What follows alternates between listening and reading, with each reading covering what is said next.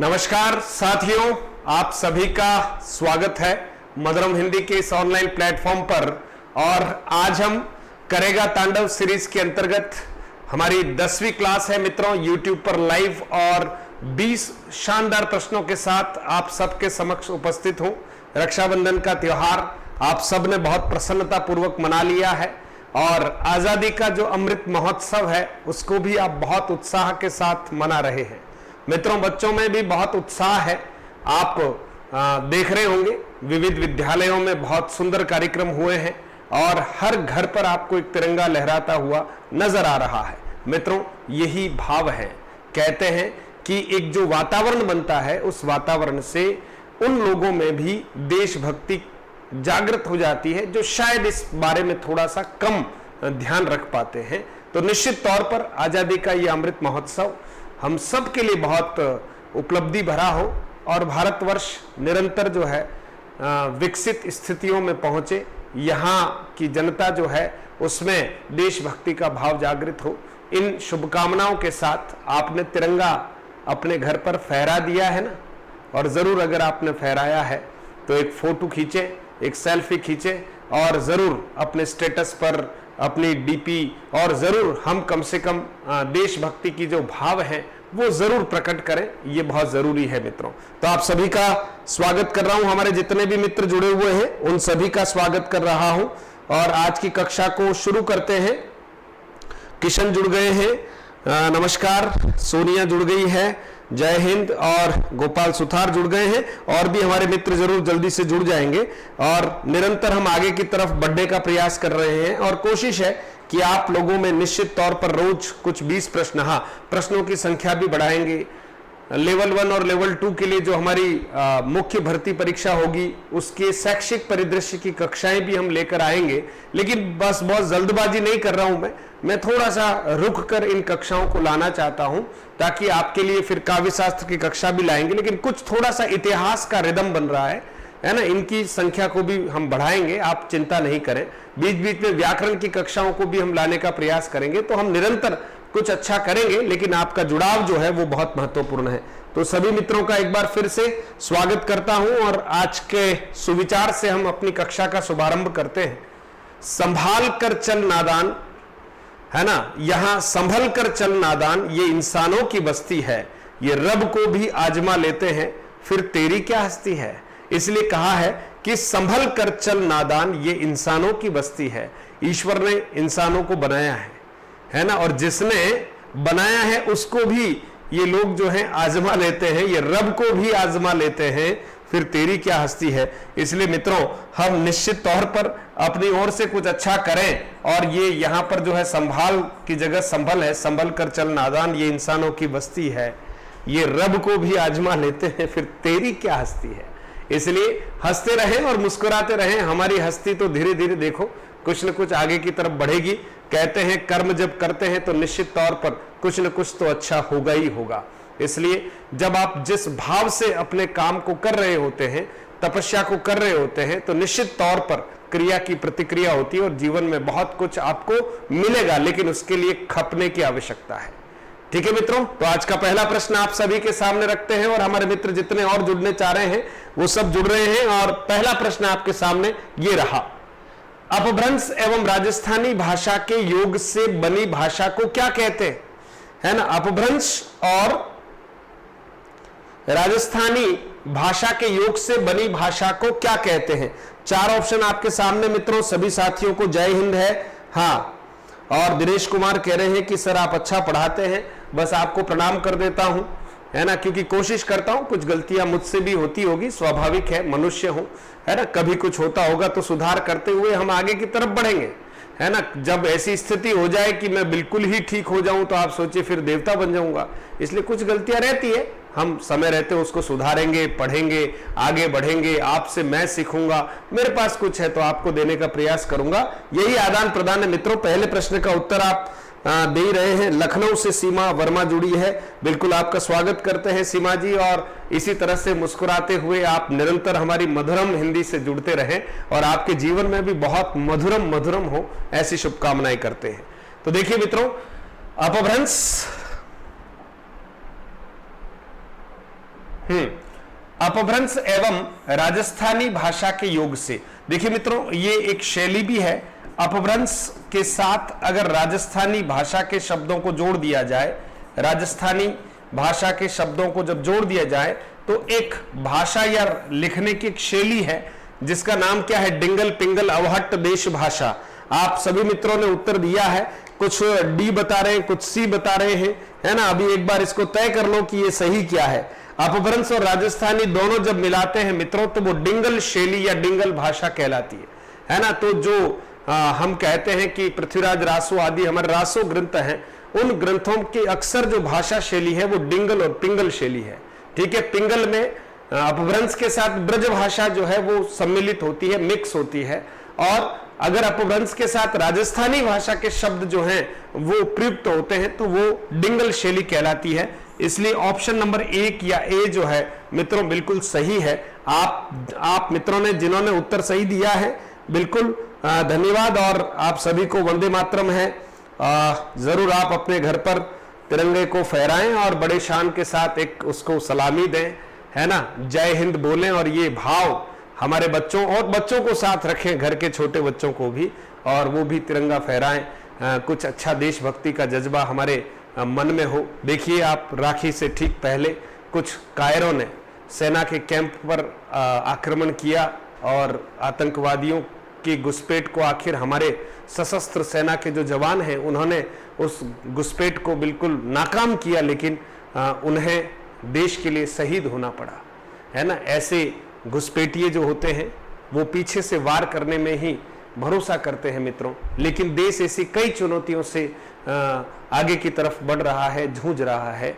तो हर बच्चे के अंदर अपने मातृ भाषा और अपनी मातृभूमि के लिए प्रेम होना कोई गलत बात नहीं है। इसलिए हमारे अंदर देशभक्ति का जज्बा होना चाहिए, और भारत माँ की ओर आंख उठाने वाले की आंख को निकालने की क्षमता हमें अपने अंदर पैदा करनी है, हमारी पीढ़ी के अंदर पैदा करनी है।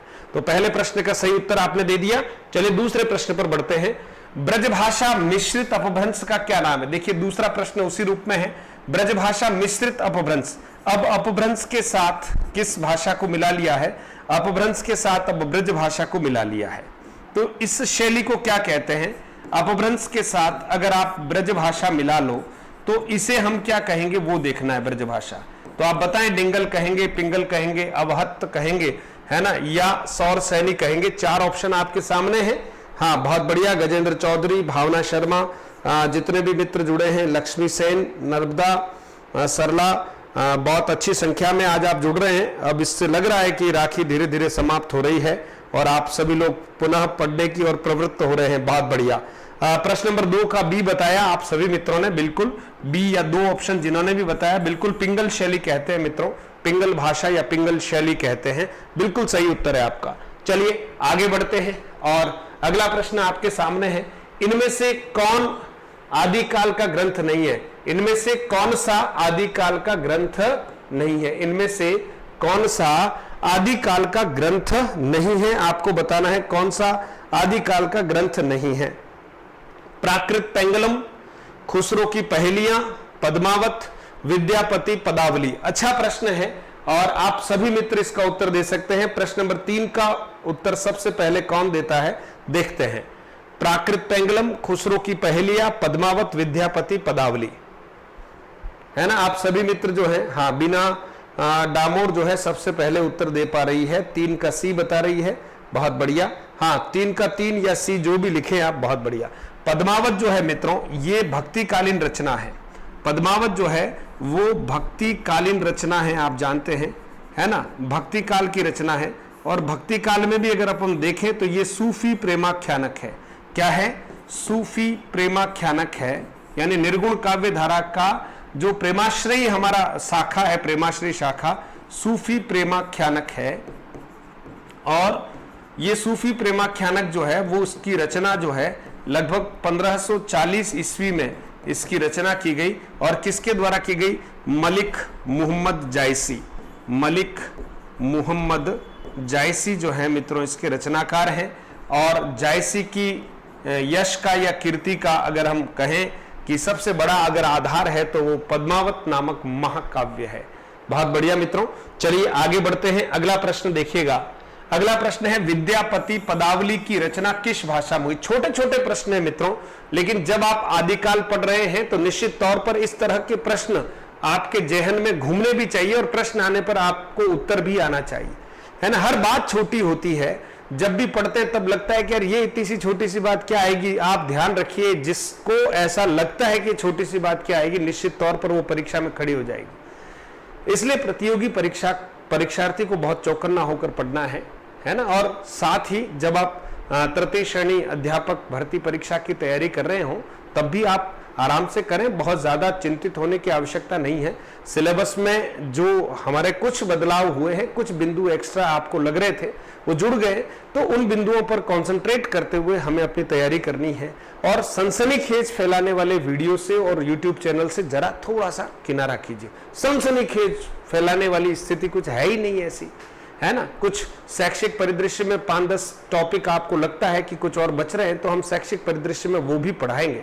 लेकिन अभी बहुत सारे लोग जो हैं, कहीं कहीं 100 लोग ऐसे टूट पड़े हुए हैं, हम देख रहे हैं थोड़ा सा आराम से, बाद में पढ़ाने वाला भी तो कोई व्यक्ति चाहिए। तो मैं आपको पढ़ाऊंगा शैक्षिक परिदृश्य, और चूंकि शिक्षा विभाग को जीता हूं इसलिए मैं उस नजरिए से पढ़ाने का प्रयास करूंगा जिसमें छोटी छोटी बातें हो और वो आपके काम की हो। चलिए मित्रों, आपने बता ही दिया, पदावली जो है मित्रों ये विद्यापति की बहुत प्रसिद्ध रचना है और ये उनकी जो मातृभाषा है मैथिली में लिखी हुई है मित्रों, मैथिली भाषा में लिखी हुई है। बिल्कुल नकुल, मीना, गजेंद्र वगैरह सभी मित्र, रानी, सीमा, नरेश राठौड़ सभी उत्तर सही दे रहे हैं। बनवारी लाल जी बहुत बढ़िया। चलिए अगले प्रश्न की ओर बढ़ते हैं मित्रों। अगला प्रश्न है आदिकाल में खड़ी बोली का प्रयोग किस कवि ने किया। आदिकाल में खड़ी बोली का प्रयोग किस कवि ने किया। कल हमने इस पर चर्चा भी की थी, है ना, और आज प्रश्न सामने है। अगर आप कभी इस तरह की चर्चाओं को भी ध्यान में रखें तो ये प्रश्न हमारे सामने आते हैं, हम आराम से उनको कर पाते हैं। हाँ बहुत बढ़िया। और क्लास को आप जरूर शेयर और लाइक जरूर कर दीजिएगा मित्रों। जितने भी मित्र देख रहे हैं बस हमारे लिए बहुत खूब है, संख्या हमारी बहुत अच्छी है और हम बस इस संख्या से बहुत संतुष्ट हैं। चलिए आगे बढ़ते हैं। खड़ी बोली का प्रयोग सर्वप्रथम जो है किस कवि ने किया मित्रों। तो देखिए स्वयंभू अपभ्रंश भाषा के थे, विद्यापति मैथिली भाषा के थे, चंद्रबरदाई जो है अपभ्रंश और ब्रज भाषा के थे। तो खुसरो जो है मित्रों इन्होंने खड़ी बोली का प्रयोग किया और खड़ी बोली का प्रथम कवि भी जो है अमीर खुसरो को माना जाता है। बहुत बढ़िया मित्रों। हाँ लाइक आप सभी मित्रों को करना ही है और बहुत अच्छे से आप कक्षा का एंजॉय भी करें और कम समय में हम कोशिश कर रहे हैं हमारे प्रश्नोत्तरी पूरी हो जाए। इनमें से जैन धर्म का संबंध किस कवि से नहीं है, ध्यान रखना, जैन धर्म का संबंध किस कवि से नहीं है। पहला ऑप्शन है स्वयंभू, धनपाल, विद्यापति और जोइंदू। अब आपको बताना है कि जैन धर्म से संबंधित इसमें से कौन सा कवि नहीं है, ये आपको बताना है मित्रों। और ये अच्छा प्रश्न है और अच्छा लग रहा है। नकुल बिल्कुल तिरंगे झंडे को बिल्कुल कमेंट के साथ तिरंगा झंडा भी लहरा रहे हो, बहुत अच्छा लगता है। और हम सब जहां भी हैं जैसे भी हैं, बस हमारे अंदर जो है भारत के प्रति सद्भाव होने चाहिए और अपनी मातृभूमि के प्रति हमें प्रेम होना चाहिए। और वही देश इस विश्व में सशक्त देश गिरा जाता है जिसका बच्चा बच्चा देशभक्त हो। मेरी इच्छा होती है कभी कुछ छोटी मोटी घटनाएं आपको सुनाऊं, पर फिर प्रश्न पर ध्यान जाता है तो यूं लगता है। आपने वो कहानी सुनी होगी ना, बहुत पहले आपको किसी ने जरूर विद्यार्थी जीवन में सुनाई होगी कि वो जो संतरा बेचने वाला या सेव बेचने वाला था, है ना, और वो कह रहा था कि ये जापान के सेव हैं ले लो, जापान के सेव ले लो। और उधर से एक जापानी जो है सैलानी गुजरता है और वो देख रहा है कि सड़े हुए एप्पल या सेव जो है उनको जापानी सेव और जापानी एप्पल ऐसा कहकर बेच रहा होता है ठेले वाला। तो उस जापानी जो सैलानी था उसने जो है उस ठेले वाले से कहा, भाई इस पूरे ठेले में जितने भी तुमने एप्पल भर रखे हैं, सेव भर रखे हैं, उसकी कीमत क्या है। और वो पूरी कीमत चुका देता है और कहता है कि अब इन सारे एप्पल और सेव को ले जाकर आप कहीं ऐसी जगह पर रख दो या किसी को डाल दो, है ना। और ऐसे जो सड़े हुए एप्पल हैं या सेव हैं या संतरा है वो हमारे जापान में नहीं मिलते हैं, है ना। तो आप सोचिए देशभक्ति का जो जज्बा है वो तो कहीं पर भी प्रकट हो सकता है। तो ऐसा है, कई वाकये जीवन में अपने होते हैं। तो हम अपने भारत के लिए कुछ अच्छा सोचें, अच्छा करें और अंदर से इतने बेईमान न हो जाएं कि भारत को मुंह दिखा न पाएं। इसलिए ये माँ भारती और भारत जो है हमारे लिए सब कुछ है। हमारे बच्चों में भी यही क्योंकि आप देखिए शहादत कितने कितने सेनानियों ने दी है, इनके बारे में अखबारों में आ रहा है। ऐसे अनाम जो हमारे सेनानी हैं उनकी खोज कर करके जो हमारे इतिहासकार हैं उन सेनानियों के कृत्य जो हैं, उनका सर्वोच्च बलिदान जो है हमारे समक्ष ला रहे हैं। मित्रों, बहुत कठिनाई से, बहुत दुविधाओं से, बहुत बलिदानों से और खून की होलियां खेलने के बाद ये आज़ादी हमको मिली है और इस आज़ादी की 75 वर्ष जो है वो पूरे हो रहे हैं। मित्रों, तो हम सब की जिम्मेदारी बनती है कि विध्वंसकारी बातों से दूर रहकर भारत के बारे में सोचें। छोटे छोटे मत मतांतर हमारे आपस के हो सकते हैं, लेकिन जब भी बात भारत की आए तो हम सब एक हो जाएं। कोई सा भी जाति, कोई सा भी धर्म, कोई सा भी मजहब हो, लेकिन भारत की बात आते ही हम एक हो जाएं। बस यही हमारी ताकत है।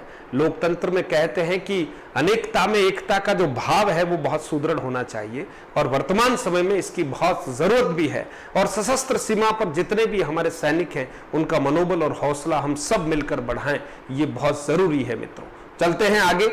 हाँ, बहुत बढ़िया। तो इसमें आप देखेंगे कि किसका संबंध नहीं है। मित्रों, विद्यापति जो है शैव मतावलंबी है, इसलिए इनका संबंध जो है वो जैन धर्म से नहीं है। बाकी स्वयंभू का जैन धर्म से संबंध है, धनपाल का है, जोइंदू है, ये सभी जैन धर्म के संत कवि हैं। फिर देखिए मित्रों, अगला प्रश्न आता है, खालिक बारी के रचयिता कौन थे? अब्दुल रहमान, खुसरो, रहीम, रस खान। बहुत अच्छा प्रश्न है। खालिक बारी के, हाँ, खालिक बारी के रचनाकार जो है वो कौन है? मित्रों, खालिक बारी। शाबाश।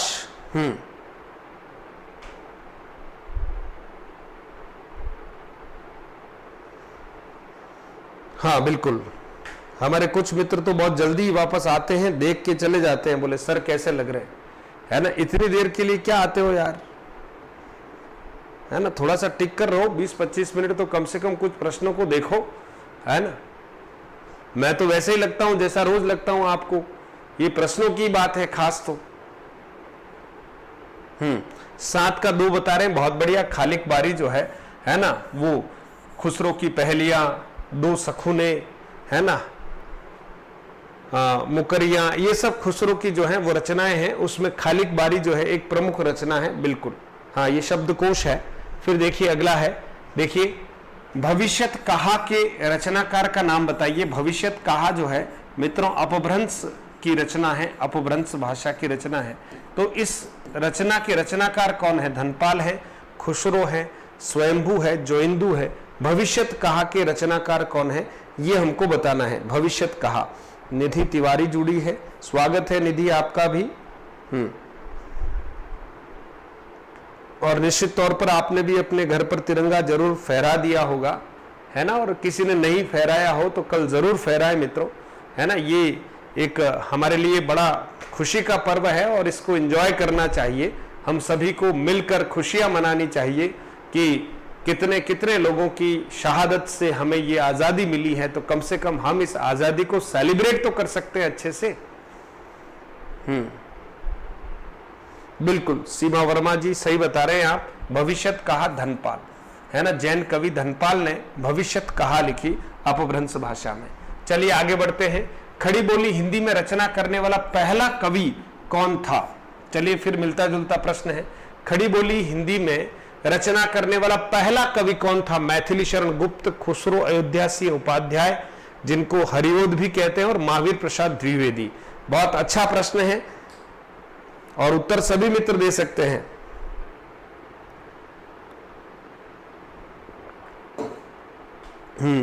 सतीश स्वागत है। सतीश ने जाते जाते कल कमेंट किया था कि सर 1000 रुपए कर दो। सेकंड ग्रेड के लिए बोल रहा होगा शायद। ठीक है मित्रों, 1000 क्या, मैं तो ऐसे ही देने के लिए तैयार हूं, है ना। लेकिन आप सोचिए, कुछ अगर थोड़ा सा मेंटेनेंस नहीं निकलेगा ना तो यहाँ व्यवस्थाओं में बाधा उत्पन्न हो जाती है। और 1999 का मतलब मैं हमेशा यही कहता हूं कि आपके कोचिंग में आने जाने का जो खर्चा है, खाली आने जाने का, वो भी इससे ज्यादा हो जाएगा। तो आप क्वालिटी कंटेंट में वैसे ही इतने, केवल एक सहायता शुल्क इसलिए होता है कि इस बहाने कम से कम आप भी बहुत जिज्ञासा से पढ़ेंगे, क्योंकि कुछ लगेगा तो आप पढ़ेंगे। और अभी आप देखिए मधुरम हिंदी के जो हिंदी के कोर्सेज हैं वो तो बिल्कुल ही न्यूनतम सहायता शुल्क में है। तो आप जरूर कोशिश कीजिए, अगर सफल हो जाएंगे ना तो ऐसे कई हजारों रुपए आपके पीछे घूमेंगे। इसलिए थोड़ा सा अभी इस ऑफर का आप सब लोग लाभ उठाएं, अपने मित्रों को भी इस बात की सूचना दें। कई बार उन तक सूचना नहीं होती और वो कहीं महंगा कोर्स भी खरीद लेते हैं, और आप खरीदें, मना नहीं करते, जिसको जहां अच्छा लगता है खरीदें, लेकिन यहां अगर मधुरम का कोर्स आपको चाहिए तो जरूर थोड़ा सा इस समय का आपको फायदा उठाना चाहिए। देखिए मित्रों, पहला कवि जो है खड़ी बोली का, वो तो कौन है? खुसरो ही है। निश्चित तौर पर आपने सही उत्तर दिया है। फिर देखिए, इनमें से कौन सा ग्रंथ शिलाओं पर लिखा है? बहुत अच्छा प्रश्न है। शिलांकित कृति कौन सी है ना? तो आप देखिए, प्रबंध चिंतामणि, चर्यापद, उक्ति व्यक्ति प्रकरण और राउल वेली, या इसको अगर आप देखें तो राउल वेल भी बोलते हैं, राउल वेल। ठीक है मित्रों, राउल वेल भी बोलते हैं। ठीक है, अब आप बताएं इसमें से कि कौन सा ऐसा ग्रंथ है जो शिलाओं पर लिखा गया है?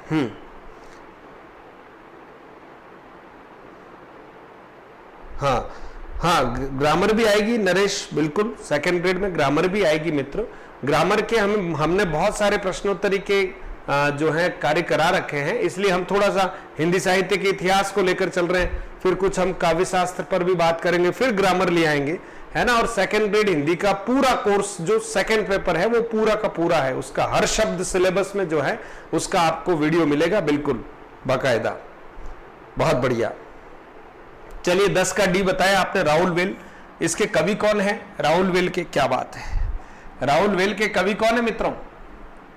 राउल वेल के कवि कौन है? राउल वेल के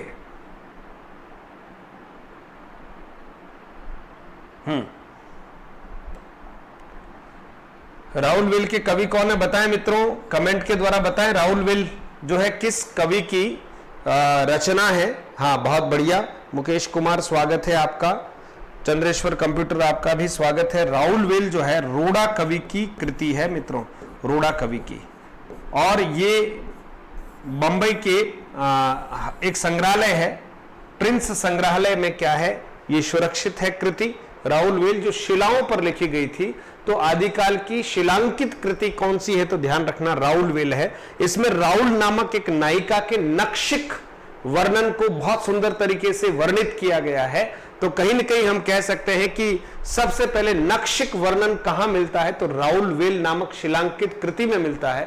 और बिहारी कहीं न कहीं नक्शिक वर्णन करते हैं, तो आधार कहीं न कहीं राउल वेल में ही मिलता है ना। चलिए, बहुत बढ़िया। हाँ, रोड़ा कवि की, शाबाश। आगे बढ़ते हैं। अगला प्रश्न है हमारा, मैथिली हिंदी में रचित गद्य रचना का नाम बताएं। मैथिली हिंदी में रचित गद्य रचना का नाम बताएं, है ना। वर्ण रत्नाकर जो है, या प्राकृत पेंगलम है, राउल वेल है, पदावली है। अब बताएं आपकी कौन सी ऐसी कृति है?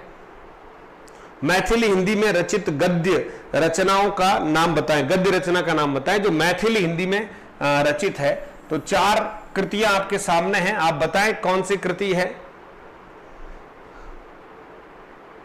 हाँ, धन्यवाद, बिल्कुल धन्यवाद, है ना। आप सब लोग अच्छे से जुड़े रहते हैं, इसीलिए ये क्लास जो है वो नाइस बन पाती है, इसलिए इसकी क्रेडिट आपको ही देना चाहता हूं मैं। आप सब लोग जुड़ते हैं अच्छे भाव से, तो ये कक्षा अच्छी हो जाती है। और कुछ समय का दान देते हो तो बहुत बढ़िया हो जाता है। वर्ण रत्नाकर, बिल्कुल वर्ण रत्नाकर मित्रों, ये वर्ण रत्नाकर जो है ये लौकिक साहित्य में लौकिक गद्य साहित्य है। अगर देखा जाए आदिकालीन लौकिक गद्य साहित्य है वर्ण रत्नाकर। और वर्ण रत्नाकर के जो रचयिता है, कल हमने इस संबंध में एक प्रश्न आया था और आपने उत्तर दिया था। अब ये आगे और आएगा, इसलिए मैं अभी इसका उत्तर नहीं बता रहा। फिर देखिए, हिंदी साहित्य का आलोचनात्मक इतिहास ग्रंथ के लेखक कौन है? मित्रों, हिंदी साहित्य का आलोचनात्मक इतिहास किसने लिखा है? सीधी बात यह है, आलोचनात्मक इतिहास किसने लिखा है? Doctor Shiv Kumar Mishra, doctor Govind Trigunayat, doctor Ganpati चंद्र गुप्त और डॉक्टर राम कुमार वर्मा। आपको बताना है आलोचनात्मक इतिहास इन चारों में से किसने लिखा है। बहुत अच्छा प्रश्न है। हाँ बिल्कुल, देथा जी स्वागत है आपका। और निश्चित तौर पर आप, हाँ ज्योतिष, बिल्कुल मुकेश कुमार बिल्कुल ठीक बता रहे हो, है ना। आगे प्रश्न भी आ रहा है ये फिर से, इसलिए मैंने आपको अभी उत्तर बताया नहीं है। चलिए, बहुत बढ़िया, स्वागत है सभी नए मित्रों का। जो नए मित्र हैं उनका स्वागत कर रहे हैं विशेष रूप से। और आपको जरूर मधुरम हिंदी चैनल को सब्सक्राइब करना है, अपने मित्रों तक भी इस चैनल को जरूर पहुंचाना है, ताकि कम से कम जो हिंदी के प्रति कहीं स्नेह भाव रखते हैं और हिंदी से अपने प्रतियोगी जीवन को संवारना चाहते हैं, तो निश्चित तौर पर उदयपुर मेवाड़ से ये छोटा सा हमारा इनिशिएटिव है मधुरम हिंदी आपके लिए जरूर कहीं न कहीं सार्थक सिद्ध होने वाला है। इसलिए जरूर इसको आप समय के साथ साथ इससे लाभ उठाते रहें। बहुत बढ़िया, ममता सुथार, हाँ चलिए, नकुल, रानी, सभी ने उत्तर बता दिया है। डॉक्टर राम कुमार वर्मा, मित्रों बिल्कुल आलोचना की जहां पर भी बात हुई वहां डॉक्टर राम कुमार वर्मा है, ध्यान रखना। आलोचनात्मक बात हुई, आलोचनात्मक शब्द आया तो डॉक्टर राम कुमार वर्मा है। और वैज्ञानिक इतिहास आए, हिंदी साहित्य का वैज्ञानिक इतिहास आए तो गणपति चंद्र गुप्त है। मित्रों आगे बढ़ते हैं, अगला प्रश्न देखिए, पृथ्वीराज रासो को आप किस वर्ग में रखेंगे? पृथ्वीराज रासो को आप किस वर्ग में रखेंगे? राजनीतिक महाकाव्य है, सांस्कृतिक महाकाव्य है, श्रृंगार गाथा है या वीर गाथा है? मित्रों श्रृंगार ऐसे सही है, लेकिन फॉन्ट में कई बार ऐसा मिलता नहीं है तो यही टाइप करना पड़ता है, ये मजबूरी होती है। श्रृंगार शब्द आप जानते हैं अच्छे से। हाँ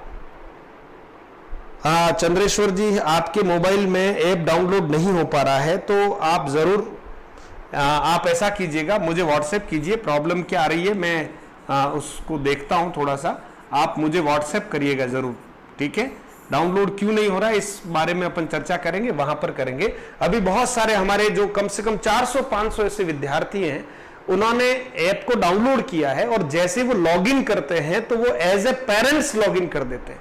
अब जैसे वो एज ए पेरेंट्स लॉगिन करते हैं, लॉगिन करते समय दो ऑप्शन होते हैं, as a parents, as a student. अब कुछ विद्यार्थी, क्योंकि उनको हो सकता है जानकारी नहीं हो, वो एज ए पेरेंट्स वाले को ओके कर देते हैं और जब वो ऐप को डाउनलोड करके लॉगिन करने जा रहे हैं और एज ए पेरेंट्स लॉगिन करते हैं तो आप सोचिए, पेरेंट्स लॉगिन करते ही उनको कोर्स नजर नहीं आएगा, स्टोर वाला जो ऑप्शन है वही नजर ही नहीं आएगा। यानी मधुरम हिंदी ऐप आपका डाउनलोड हो गया, लॉगिन भी हो गया, लेकिन एज ए स्टूडेंट लॉगिन करना था और आपने एज ए पेरेंट्स लॉगिन कर दिया, तो फिर अगर मेरे तक कोई सूचना आती तो मैं यहां से उसको डिलीट करता हूं, उसके बाद यहां से सिस्टम से डिलीट होने के बाद फिर आप वापस से उसको इंस्टॉल कर सकते हैं और एज ए स्टूडेंट जब आप वापस उसको लॉगिन करेंगे तब जाकर आपको कोर्सेज नजर आएंगे। तो कभी कोई इस तरह की दिक्कत किसी के साथ हो तो प्लीज आप मुझे व्हाट्सएप कीजिएगा, मैं आपको यहां सिस्टम से आपका एज ए पेरेंट्स लॉगिन जो होता है उसको वापस डिलीट करूंगा और तब जाकर आप वापस जो है इंस्टॉल करेंगे और फिर एज ए स्टूडेंट लॉगिन करेंगे, तब आपको कोर्सेज जो है वो दिखने लगेंगे। तो थोड़ा सा सावधानी रखें जब भी आप इस ऐप को आप डाउनलोड करते हैं, तो ये जरूर सावधानी रखें मित्रों। हाँ, अब ये बात ये थी कि पृथ्वीराज रासो जो है वो किस प्रकार का ग्रंथ है, किस वर्ग में रखेंगे मित्रों, तो इधर का कोई मतलब नहीं है। ये तो हमारा वीर गाथा काल का बहुत बड़ा प्रसिद्ध ग्रंथ है, तो ये वीर गाथा है, पृथ्वीराज चौहान की वीर गाथा है। चंद्र बरदाई भी जो है वो कहीं न कहीं बलिदान देते हैं अपने मित्र के लिए और राज दरबार के प्रति अपनी वफादारी बताते हैं, तो वीर गाथा है मित्रों, इस वर्ग में रखेंगे हम इसको। फिर अगला देखिएगा, पृथ्वीराज रासो में सर्वाधिक विवादित पक्ष है भाषिक संरचना, ऐतिहासिकता, चरित्रांकन या प्रबंधात्मकता, है ना, प्रबंधात्मकता। अब चारों में से आप बताएं सर्वाधिक विवादित पक्ष कौन सा है पृथ्वीराज रासो का, और इसके ऊपर हमने कल भी चर्चा की है। हाँ, कल भी हमने चर्चा की थी, आप बिल्कुल इसका उत्तर दे सकते हैं मित्रों। और अगर आप घर पर हिंदी साहित्य का इतिहास पढ़ रहे हैं तो आप एक बात जरूर ध्यान रखें, आप डॉक्टर नगेंद्र हरदयाल पढ़ रहे हैं या मनोज जी मिश्रा की जो पुस्तक है हिंदी साहित्य का इतिहास, जो कहीं न कहीं डॉक्टर नगेंद्र हरदयाल का ही संक्षिप्त रूप है ना, या फिर कोई अन्य आप आचार्य रामचंद्र शुक्ल का हिंदी साहित्य का इतिहास पढ़ रहे हैं, तो आप जिस कालखंड को पढ़ते हैं मित्रों, कुछ अंडरलाइन करते हुए और कुछ बेसिक बातें हैं उनको जरूर आप नोट डाउन करें, बहुत जरूरी होता है। और इस तरह से जब हम नोट डाउन करते हैं, अंडरलाइन करते हैं और 4-5 बार जब उस बातों को वापस रिवाइज करते हैं, तब जाकर हिंदी साहित्य का इतिहास ठीक होता है हमारा। और पहली बार पढ़ते हैं तो थोड़ा सा कई बार हमें पता ही नहीं चलता है, लेकिन जब आप दूसरी बार पढ़ोगे ना तो बहुत कुछ आपको पता चलने लग जाएगा। इसलिए हताश नहीं होना है और आपको थोड़ा ट्रिकी वे में पढ़ने का प्रयास करना है। ऐतिहासिकता मित्रों, है ना, यहां सन संवत में कहीं मेल नहीं खाता, 100-150 वर्षों का अंतर नजर आता है। साहित्य में अलग स्थिति बन रही है और वास्तव में इतिहास में जो कालखंड है उसमें स्थिति अलग बन रही है। तो पृथ्वीराज रासो में सर्वाधिक विवादित पक्ष जो है उसकी ऐतिहासिकता है मित्रों। है ना, ऐतिहासिकता है। बहुत बढ़िया। अगला प्रश्न देखिएगा, अगला प्रश्न है मित्रों, पाहुड़ दोहा या पाहुड़ा दोहा, है ना मित्रों, पाहुड़ा दोहा के रचयिता कौन है? ठीक है, पाहुड़ दोहा या पाहुड़ा दोहा के रचयिता कौन है?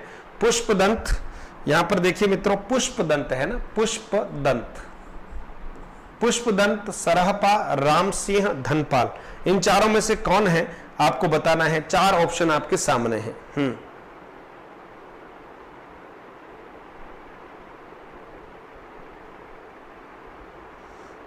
बिल्कुल, ये पृथ्वीराज रासो चंद खाने की गप, ठीक है, इसको थोड़ा सा देखकर जरूर बताऊंगा मैं आपको, है ना। आपका ये कमेंट जो है मैं बिल्कुल इसको रजिस्टर्ड कर रहा हूं, ठीक है। हाँ, देखिए कई सारी बातें हैं, कई सारी टिप्पणियां हैं इसके ऊपर, इसको जरूर देख के बताऊंगा मैं आपको।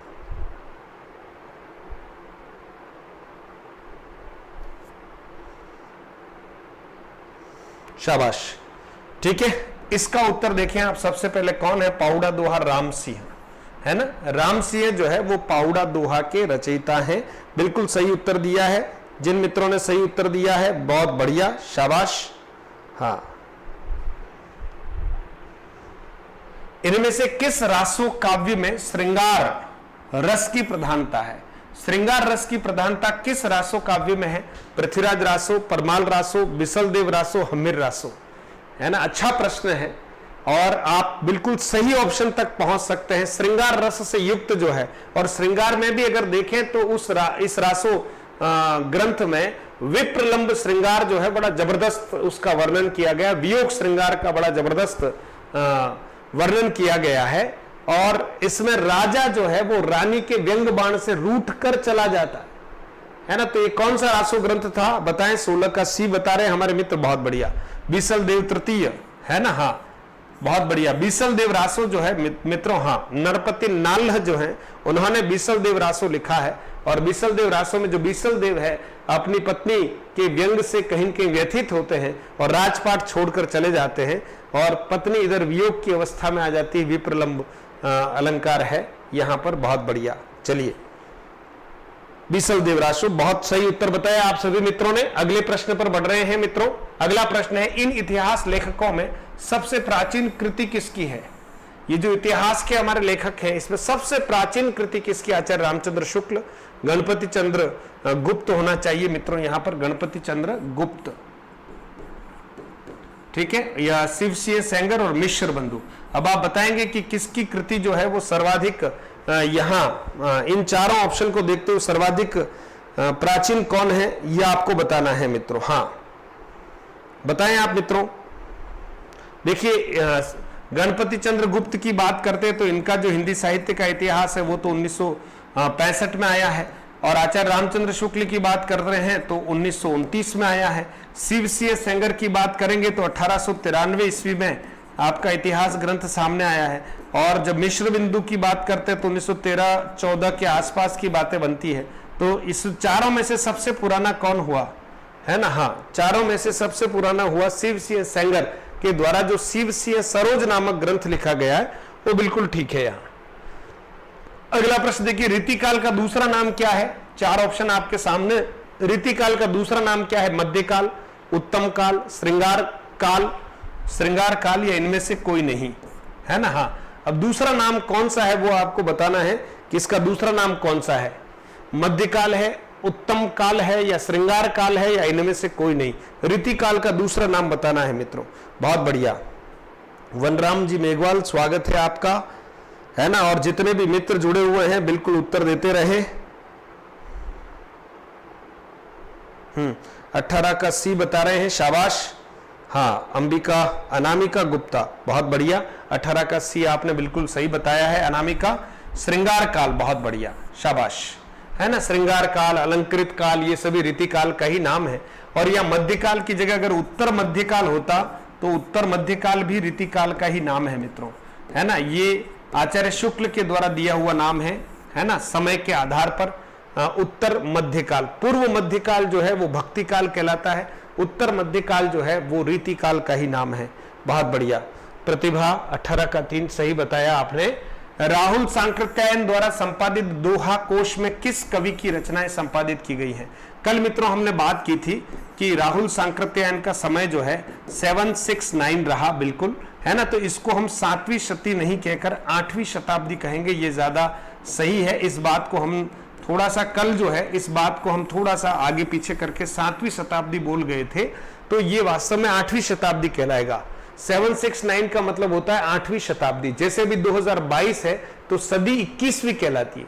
2000 चल रहा है, 2022 तो सदी 21वीं कहलाती है। वैसे ही 769 के टाइम में सदी कौन सी कहलाई? 8वीं सदी कहलाएगी। कल एक प्रश्न हमने देखा था, उसकी बात कर रहा हूं।